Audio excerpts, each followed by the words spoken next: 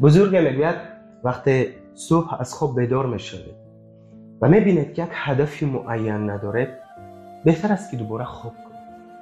یعنی به هدف زندگی نکنید.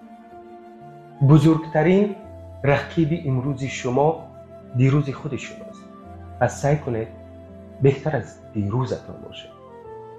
اوشو فیلسوف هند در این مورد میگوید اگر صبح کسی از شما خواهش کند که بیا به تماشای منظره زیبای طلوع خورشید برویم و شما در جواب بگویید که نه، من طلوع خورشید را بارها دیدم، آن روز و آن طلوع خورشید را از دست دادید، چرا که هرگز در گذشته خورشید مانند آن روز طلوع نکرده است. و علاوه بر این هرگز در گذشته شما مانند آن روز نبودید. یعنی هر لحظه زندگی ناتکرار است و میباید هر لحظه زندگی را جشن بگیرید با خوبی هایمان، با اهداف بزرگ، با دست و دل گشاد.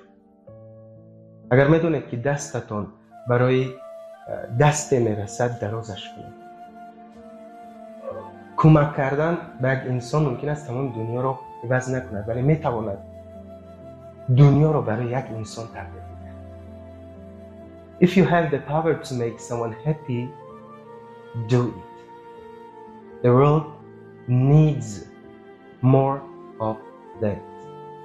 اگر قدرت خوشبخت کردن نفری را دارید، اگر قدرت دارید که با دست شما، با کمک شما حال نفر خوب می شود، انجامش دهید. چون دنیا به این نیاز داره. بفهمید چی میگم؟ دنیا با خوبی های ما و شما نیاز داره. با خیرت باشید تا بهترین ها را بشنوید.